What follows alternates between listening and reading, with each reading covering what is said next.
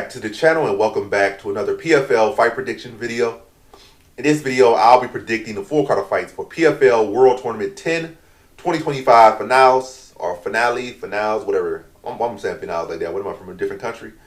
Finals, 2025 finals. So let me say that one more time. PFL World Tournament 10 2025 finals. Or you can say Edwards versus Rosta. But yeah, let's get to our first prediction. Enough yap. Now for some more yap. First fight, we got a catchweight at 175, JP St. Louis versus Tyler Ray. And I just feel like JP St. Louis is the better overall fighter.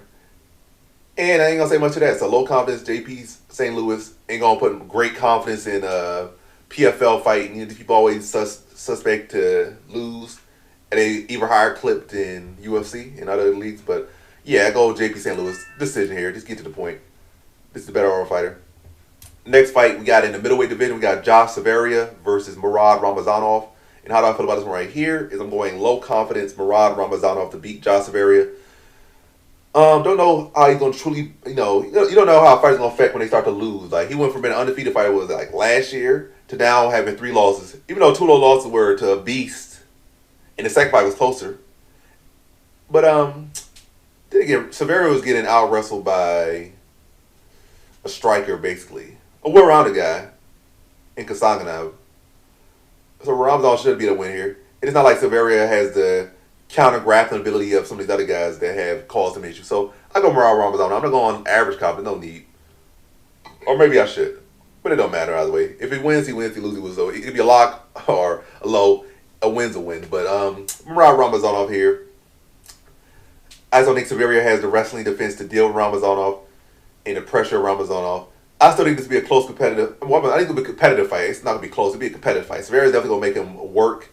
But I think Ramazanov's going to be able to have his success with his wrestling and be able to outgrind Severia to a decision here. Competitive fight, but not close. Ramazanov been able to make it clear with his wrestling and his takedowns, his control.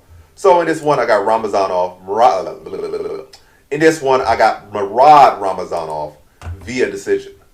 Now to our next fight we have in the heavyweight division, we got Sergey Bilistini versus Carl Williams. And how do I feel about this one right here? Is I'm going low confidence Sergey Bilistini to beat Carl Williams.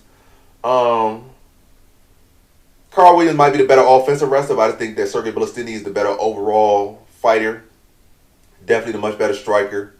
It's not like Carl Williams really presses no urgency in any round, to be honest. I can see a case where Carl Williams might be aggressive with the wrestling early and make Bilistini have to defend it early, and Bilistini's getting off on the feet and have a lot of success. But then Bilistini does have shown a tendency to kind of fade in fights. And then it would be a case of Carl Williams, maybe that second round having to turn up, and that third round really having to drive it in the third round.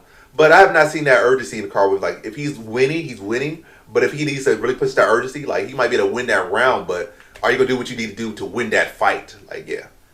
Or win that round, put a big stamp on a round. Like, again, I have not seen that big stamp when he needed it, or that big push to make a major shift, like in that, over 1.5. Like, that first half, you might have lost it, but you did enough in that second half to steal the second round, and then to really stab it in the third round. Like, I have not seen that from him. And yeah, Sergey Bilistini is a well-rounded fighter, so it's not like he's just going to be out there trying to wrestle Carl Williams. He's primarily be striking with Carl Williams. I'll say decision for Sergey Bilistini.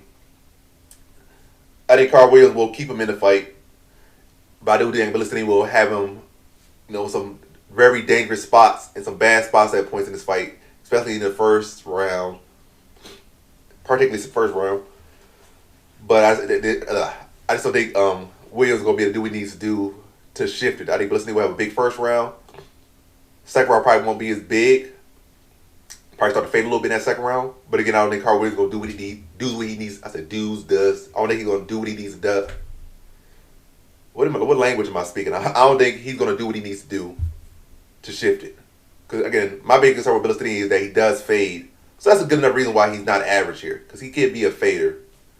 But stylistically wise, if he was able to keep that same pace, this should be an average competent fight for him where he can address the grappling and he has a clear striking advantage over Williams here. But yeah, Sergey Bilistini just been able to outstrike Carl Williams and address the grappling to a decision victory. So in this one, I got Sergey Bilistini via decision.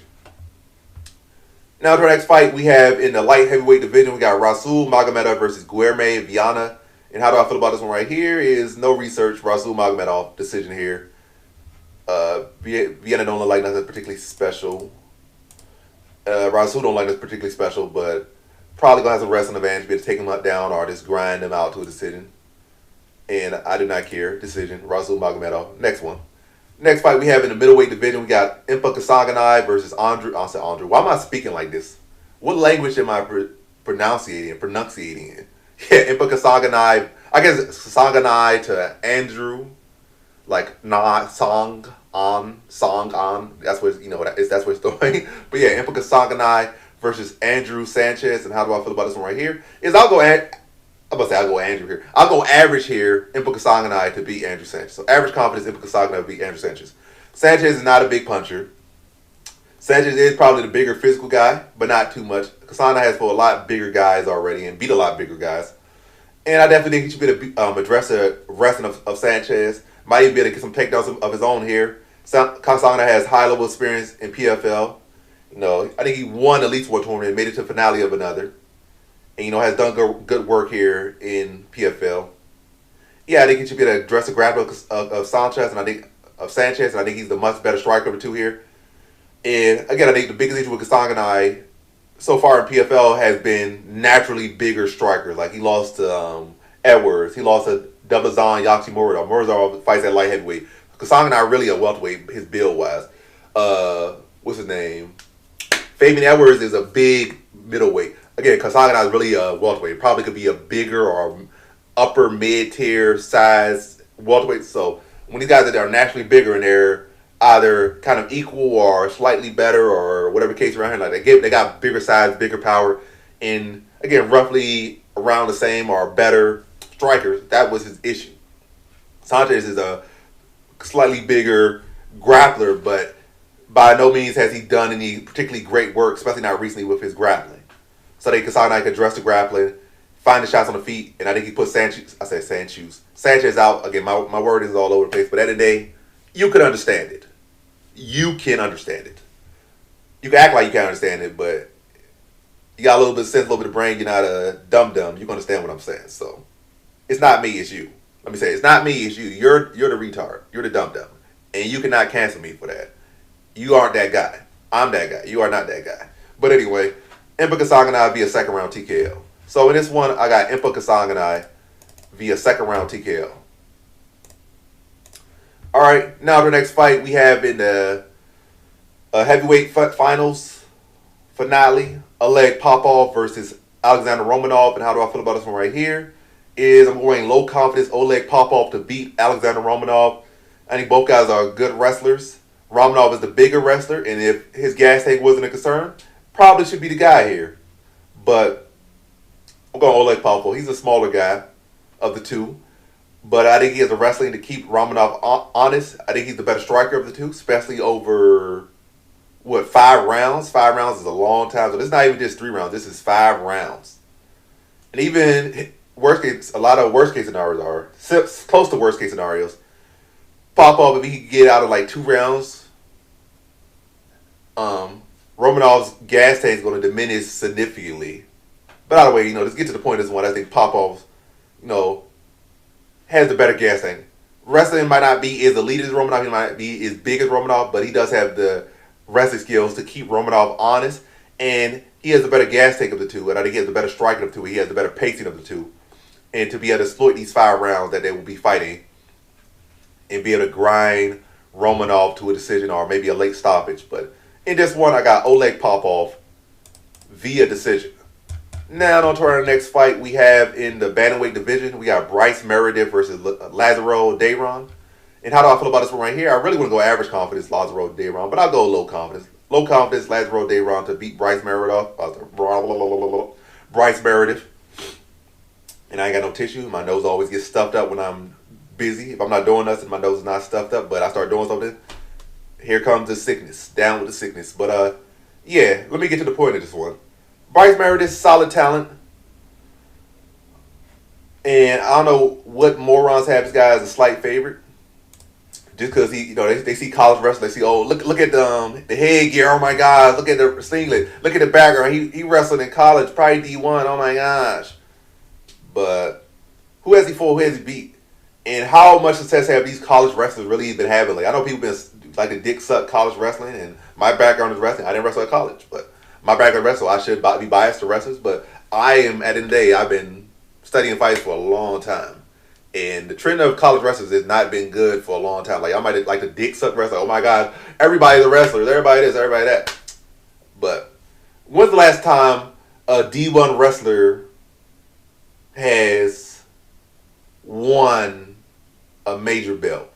Yes, the Doxon wrestlers have been doing something lately, but when's the last time a D1 American wrestler, or I know Cormier and John Doe never did D1, but we know Cormier, yeah, Cormier had did it, won a two division champion, but again, who's the heavyweight champion? Asnall never wrestled a day in life for real. Light heavyweight champion, Dagestan. Middleweight champion of UFC is Kamzat. Chechnya. Welterweight, kickboxer. Lightweight, Georgian. Like, when's the last time a D1 wrestler has really done anything? I need to stop sucking their dicks, to be honest. Like, this is just a heart to heart. Y'all need to stop sucking wrestlers' dicks, especially American wrestling, because we need to step it up. We need to step it up. But yeah, Lazaro Dayron, and also he's Cuban, Lazaro Dayron. And Cubans, at least not recently, Americans have turned around, since Jordan Barrow's era. Like Jordan Barrow's era brought the American wrestler back to the forefront, and they're doing better than Cubans. But prior to that, for a decade or so, Cubans were doing better than Americans in wrestling. So they have a strong wrestling background. Dayron has a very solid wrestling, offense and defense. And he has a much more fleshed out striking game and MMA game. He has fought much better competition than Meredith. Meredith is still on that, on that rookie contract where they give you a bunch of give me fights. Like, hey, here's a win. You're amazing. You're a D1 wrestler. Let's suck your dick. Here you go. Like he hasn't fought nobody real talent. Now he's jumping from giving him fights that sucked his dick to give him a real fight. So I understand why he's favored. He could pull it off. He might be the one. But based off what I'm saying, this is a crazy big step, and I think Lazaro Dayron should be able to address the wrestling, maybe even out wrestle him at points, out strike him, maybe even stop him. But I'll say Lazaro Dayron by decision here. So in this one, I got Lazaro Dayron via decision. Now to our next fight, we have in the featherweight division, we got Alexei Pergade versus Ethan Goss. And I'll go average here. Matter of fact, I'll go high just for the heck of it. Then he might just get knocked out because I cursed him. But high confidence Alexei Pergade or whatever your name is, don't matter, to beat Ethan Goss. Just a give me fight right here. Again, they clearly like this guy, Alexei Pergade, or whatever his name. Alexei Pergande. I'm going to say Alexei Pergade. They clearly like him. Clearly feed him. Second round TKO. No, nothing else to say. They're feeding this guy right now. Trying to build him up. I think he's pretty young. 24. You got to try to build him up. Trying to build him up, obviously. Next fight we got in the light heavyweight tournament finale. We got Antonio Carlos Jr. versus Sullivan Cauley. And I'll go low confidence Sullivan Cauley to beat Antonio Carlos Jr. Jr. has much more experience at a higher level. He has won this tournament before. But I'll go Sullivan Cauley. Seems like it's time. And it looks like they also are, I'll definitely say, who cares? I'm going to play the race card. They definitely are favoring a lot of Caucasian people this year. Probably they got to get their numbers up. They're like, hey, we're losing some of the white demographic. So we got to give this guy right here who looks like a gay porn star a win. I'm not picking him though, but they want this gay looking porn star to win. They let the little British kickboxer win. So they're trying to favor him on decision, even the decision they shouldn't win. I would say the Rosta decision was even worse than the last decision. Last card, it wasn't a bad decision, but it wasn't the right decision. Rosta, which is a flat out robbery. Cauley probably shouldn't have won, but a better decision. But Rosta, that was a bad decision. So, but we can clearly see that in these close decisions right now, they're trying to give it to the Caucasian guys who look like they're trying to say and I can see bias. I saw when there was the Russian bias, they were giving shafting Russians that, during that, the peak of the Russian-Ukraine war, they were clearly shafting some Russians, and even some organizations, they were just flat out banning Russians, so it was a clear shaft. And I can clearly see that PFL is trying to get their metrics up. They're trying to get some more white Americans, and just, white people will get behind white Even if it's not American white, they just want to see some white faces win. Especially they get hard to see, oh, a white face beat a Dagestani. Oh my gosh. So, yeah. So worst case worst, like they're going to be looking to favor Sullivan Collie here. But I think he could get a finish here. I don't think Carlos. Carlos Jr. did show a lot of improvement in his striking in his last fight. Because at moments he does be looking.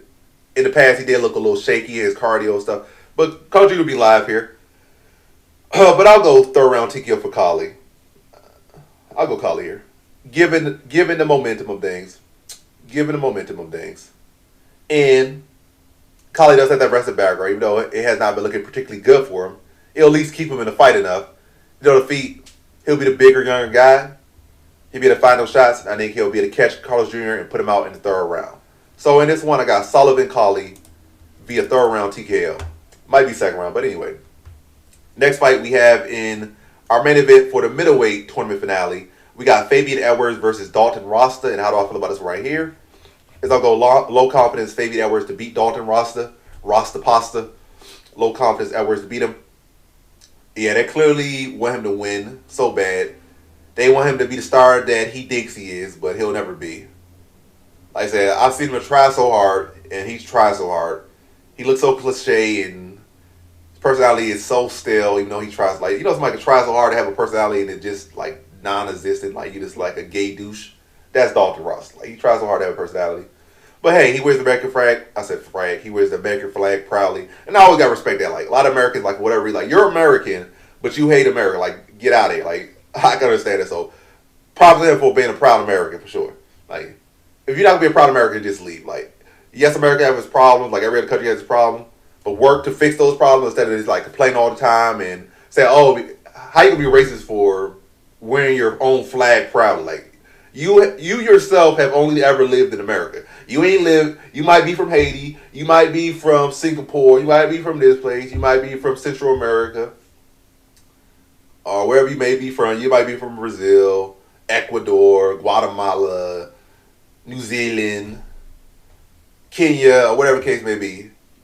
Well, you might not be able, your parents might be from that, your bloodline might be there, but you yourself either been American since you was 2 years old or since the day you were born. And you were talking about, like, oh, America, are you, first of all, are white American, fifth generation white Irish American or whatever, or German American or British American, fifth generation or something, and you act like, I hate America so bad.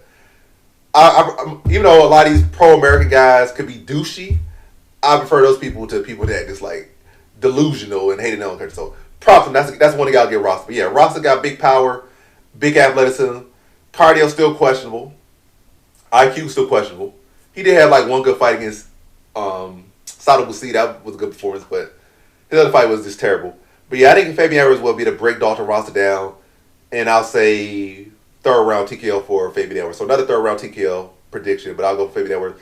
I think Rosta will come off to a good start. I think he will have success with his wrestling, but I don't think his ground and pound is all that great. I don't think his pacing is all that great. I don't think his control is all that great. And it's also with this being 5 rounds, and him never really being 5 rounds or really showing the ability to go 5 rounds hard. Got to go Edwards. Edwards has been in his spot. He might not have won in these spots, but he has been in these spots, and he has battled in these spots and shown success late into these spots. Or again, that's a big concern for Rosta. So I think Edwards will have an issue with the power of Rosta and the grappling Rosta a little bit early, but I think he'll be able to scramble and still deal damage at points where, you know, in the early parts it'll be a little bit rough, but he'll be landing those hard knees to the body, land clash elbows back that might buckle Rosta and also might open up cuts on Rosta. All the things that's going to make it harder for Rosta to push is going to wear on him into the fight. Then his fight starts to settle in and Rosta not getting those takedowns and he just throwing these sloppy strikes and those big muscles are all exhausted and laboring now and he just don't got the same pop as punches and he's not getting those takedowns. He's looking for a breather. He's starting to backpedal and stuff. Then Everett starts to come on and start to stalk him and start to press, push him in his cage and land elbows, crash elbows, knees to the sternum, knees to the rib and elbows and start to break Rosta down. And I think he puts him away in the third round via TKO. So in this one, I got Fabian Edwards via third round TKO. And so that concludes my fight predictions for the full card of fights for PFL World Tournament 10 2025 Finals, or Edwards versus Rosta. And as always, thanks for watching. Like, comment, and subscribe, and come back for more videos. Peace.